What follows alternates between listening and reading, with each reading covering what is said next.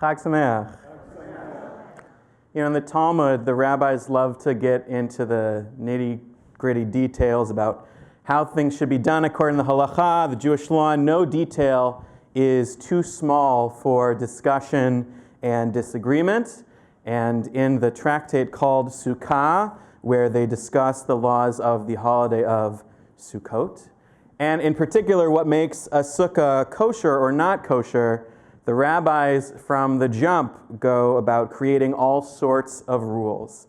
The sukkah has a minimum height of 10 handbreadths, which is around 3.5 feet, and a maximum height of 20 cubits, which is around 30 feet. It has to have 2.5 walls. The schach, the roofing material, must be made out of certain types of vegetation. It has to be dense enough to provide shade, but loose enough they're able to see the stars at night, etc., etc. And even after covering all the basics, the rabbis start considering hypotheticals and edge cases. Can you build a sukkah on a boat?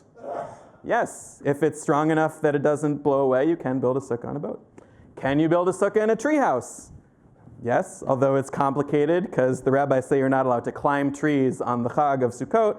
Also, building a treehouse might be tricky to be able to see the stars through the schach and the branches of the trees.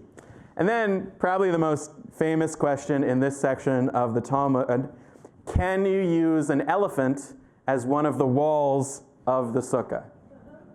Let's say you have two walls made, in an L shape, and then at the third edge, instead of a wall, you'd have this giant creature, this elephant, and this side forms the wall. And then I guess you'd lay the schach on top of the elephant's back and hope that the elephant doesn't eat the leaves on the branches.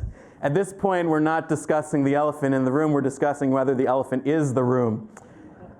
So, I'm sorry. Where is this coming from? Why are they asking this seemingly very silly question? Last year, I taught a weekly Talmud class. I'll be continuing this year, starting in a couple weeks. But last year, the theme of the year was about odd stories in the Talmud. And we'd often come across things that seem rather ridiculous, and we'd ask, what is this doing here? Right? The Talmud was transmitted orally for hundreds of years, with rabbis memorizing incredibly long passages to transmit to their students. And we know that not everything made the cut, because we have other collections like the Tosefta, which is of things that the rabbis said that they wanted to preserve but wasn't so important that they kept it in the Talmud itself.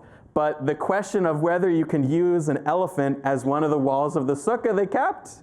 Why? Before we get to that, I want to take a poll of the room. Do you think it is kosher to use an elephant as a wall of a sukkah?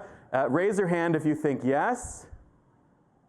Okay, raise your hand if you think no. Okay, most people are leaning towards no. Understandably so. Well, first let's lay out what... I think you can use an elephant, but not for the schach. Right, yeah. An elephant would not work for the schach for a variety of reasons. But let's focus on the geometry of the sukkah itself. We need to lay out the debate of what it looked like, where they landed. There's two rabbis. You may not be surprised to learn they come on opposite sides. Rabbi Yehuda says it is kosher, seemingly from the ain't no rule says a dog can't play basketball school of halakha. And Rabbi Meir says that it's not kosher, but Rabbi Meir, who says it's not kosher, doesn't actually say why. So later rabbis came up with two theories of why Rabbi Meir said that using an elephant does not make a kosher sukkah. The first proposal is that using an elephant is a problem because the elephant might die.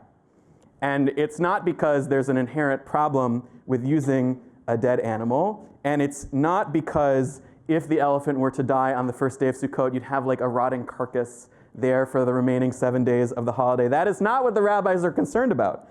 They are concerned that if the elephant keels over in its death, then the wall will be less than the minimum height of the sukkah, because it's on its side. But of course, an elephant on its side is still taller than 3.5 feet. So the rabbis conclude it's not an issue about what happens if the elephant dies. Then the rabbis propose, okay, maybe Rabbi Meir is saying it's not okay to use an elephant as a sukkah because the elephant might run away.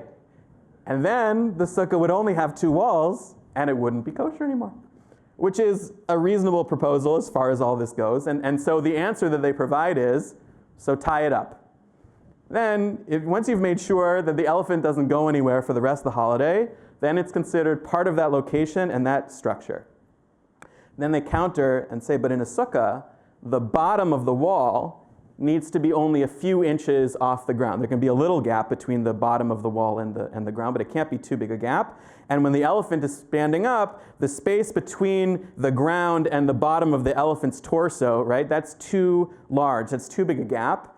And so then they say, okay, so we'll plant lulavs and tree branches and other plants in that empty space to fill it up. And so that's how they conclude that you can use an elephant as a wall of a sukkah if you put it on a leash and have it either lie down or wear a grass hula skirt that goes to the ground. Isn't Judaism great? By the way, and this is a bit of a digression, but in the spirit of the Talmud, I think that's highly appropriate. How is this hypothetical person acquiring an elephant in the first place? Because in the Talmud, one of the ways that you seal a deal in any transaction, especially for buying an animal, is by lifting it up. Sort of how at traditional Jewish weddings, you signal that the terms of the ketubah have been agreed upon by lifting up a pen. The lifting up of the object in question was the ancient Jewish version of signing the contract, the post-deal handshake. So if you want to buy a chicken from Farmer Yossi, the way you'd conclude the transaction is you agree on the price and the new owner lifts up the chicken. But the rabbis ask a very obvious question. What if you want to buy an elephant? How are you going to lift that one up? The solution that they come to is they put a pile of vines or branches on the ground and convince the elephant to stand on that pile, and voila, you've got elevation and officially acquired a brand new pachyderm. So okay, let's get serious for a sec. This is fun, but honestly, maybe there have been some Jewish circus masters in the last 150 years. But honestly, how many times in the history of the world do you think a Jew has bought an elephant using the traditional method of kinyan halachic acquisition? And in fact, I feel pretty confident in saying that the number of times that any Jew has ever used an elephant as the wall of a sukkah is 0, right? So what are we doing here? Why have we been preserving these teachings in our holy texts for nearly 2,000 years?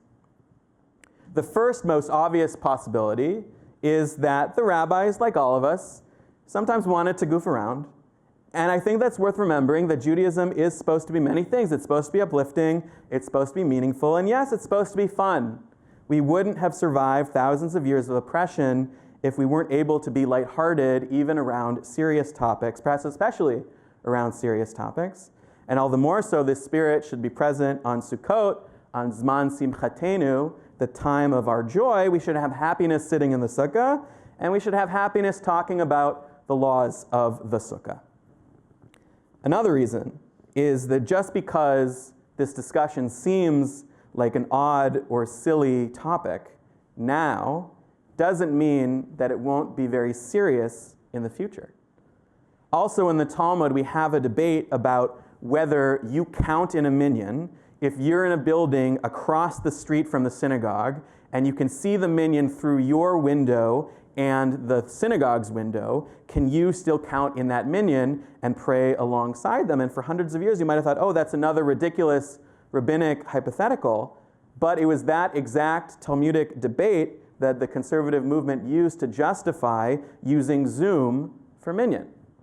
So who knows what situation might be happening someday where we need to rely on these rulings about Sukkot and elephants. It's hard to imagine, but it also would have been hard to imagine for the rabbis hundreds of years ago, the teleconferencing technology. We should be grateful that the rabbis were willing to make themselves look a little ridiculous for the sake of what in the future could turn out to be influential and maybe even transformative. Imagining what this world would look like would require an approach that's a little hard to picture, but I think that's the most important reason why this teaching was preserved. That it is expanding the borders of our imagination of what Jewish practice can look like. You can imagine a world in which the rabbis were much more specific about what a sukkah has to be.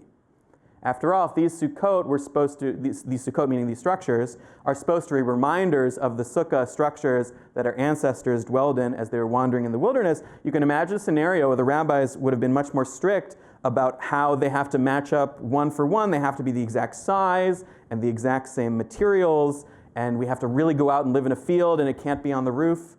But no, the rabbis say, here are the basic parameters, but otherwise you can go to town. Whatever makes it easier for you to live a meaningful Jewish life, regardless of your circumstances, you can do within pretty broad parameters. If you're poor and oppressed and living in the original Jewish ghettos, and you only have a few square feet to work with, that's okay. If you're sailing by ship to immigrate to a new country in the week after Yom Kippur, no problem, you can do Sukkot on a boat. And if for some reason you have a shortage of construction materials, but an excess of elephants, boy, are you going to be happy when you see this page of the Gemara. The rabbis also teach that during Sukkot, the Sukkah is not your substitute home. It is your home. Therefore, you should make your Sukkah as much like your home as possible by eating in it, by sleeping in it, by decorating it. The preservation of this teaching in the Talmud is a reminder that in Judaism, just as there's no one-size-fits-all way to construct a sukkah, there's no one-size-fits-all way to construct a Jewish life. It's true that we have community standards, we have minimums and maximums, but it's also true that we accept a much wider diversity of expression than people might originally think. During Sukkot, it's a mitzvah to practice hachnasat orchim, to welcome guests into your home, which in this case during the holiday is to welcome guests into your sukkah. And I recognize in Manhattan, people who don't have backyards or roof access, it's pretty rare to have your own personal sukkah, but I would still argue that the mitzvah of welcoming guests still stands for everyone over the coming week. My challenge to you is to fulfill this mitzvah by making a connection with someone whose sukkah, literal sukkah or metaphorical sukkah, is different than yours. If you are someone whose construction of your sukkah, of your life, is very by the book, standard, traditional, today at Kiddush, talk with someone who uses elephants. And if you're the type of person whose spiritual sukkah is avant-garde and unorthodox, you also have something to learn from visiting with someone more comfortable in the mainstream, just as they have something to learn from you. It's when we mingle and interact in this way with people or with other Jews with whom we otherwise don't have much in common that we most strongly fulfill the essence of the mitzvah of Sukkah by reenacting the lives of our Israelite ancestors, the Erev Rav, the mixed multitude of people of all ages and backgrounds living together in one community. It's not merely by accepting the diversity of the Jewish community, but rather by proactively forging stronger ties with Jews who are different than you, that we can feel the feelings of the first celebrations of Sukkot in the wilderness. And even though we weren't alive then, spiritually, we will be able to remember this experience, which is fitting because an elephant never forgets. Chag Sameach. Thank you for being part of the Park Avenue Synagogue family. I hope you enjoyed the sermon. Please consider becoming a regular part of our online community by scanning the QR code or visiting supportpas.org or making a donation. Shalom and see you in Shul.